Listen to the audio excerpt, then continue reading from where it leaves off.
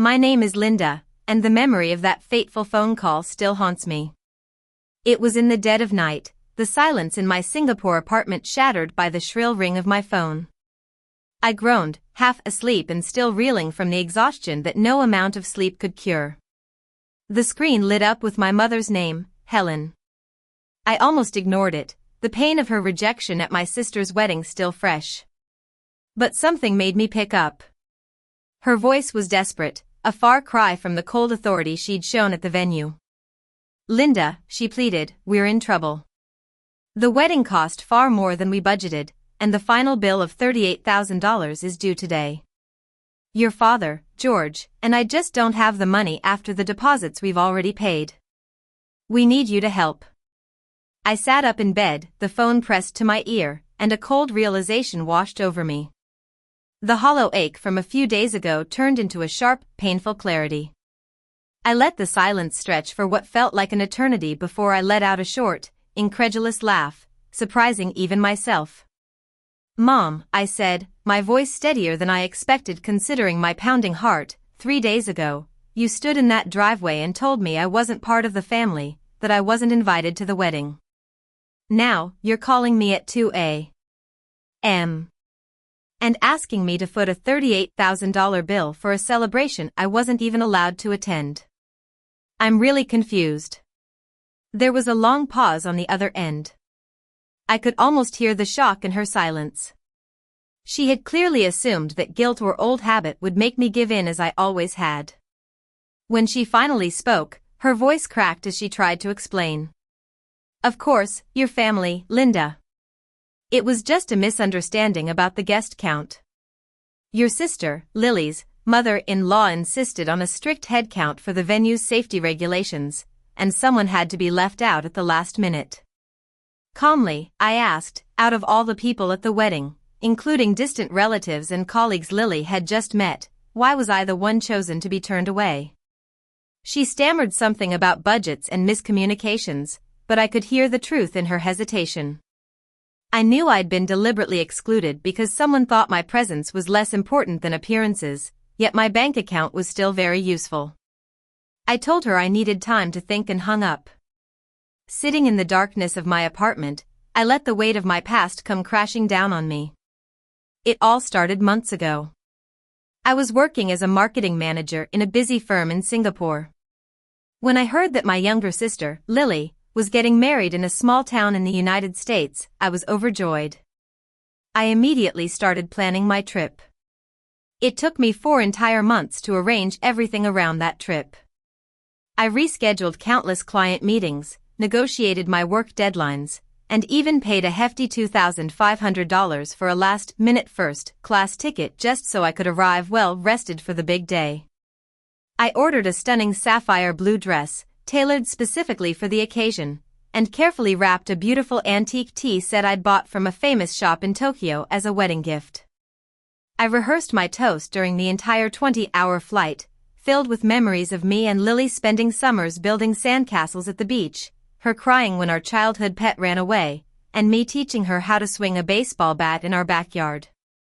I landed at the small regional airport at dawn, exhausted but excited.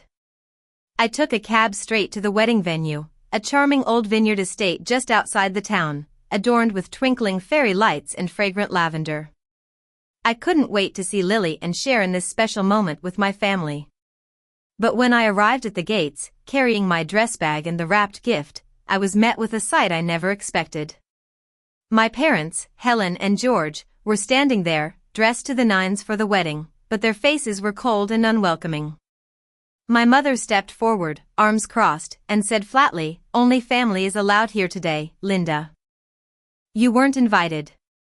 You need to leave." I stood there, stunned, the crisp morning air biting through my sweater. I thought I must have misheard her.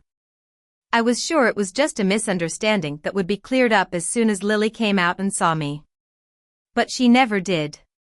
My father just stared at the ground, silent, which somehow hurt more than if he had shouted at me. His silence was confirmation that this was a premeditated decision made without my knowledge. I asked them why, if there had been some fight or mistake I wasn't aware of.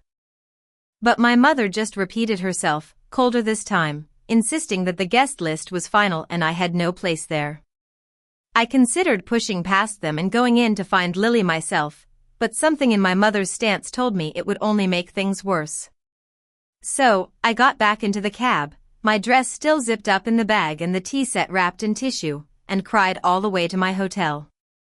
That night, I sat in my hotel room, miles away from where my sister was getting married, scrolling through old photos and wondering what I had done to deserve being excluded from this important event. 2 days later, I flew back to Singapore, jet-lagged and heartbroken. I kept telling myself that someone in my family would call and explain what had happened. But when the call finally came, it brought no apology. As the morning light peeked through my curtains, my father called.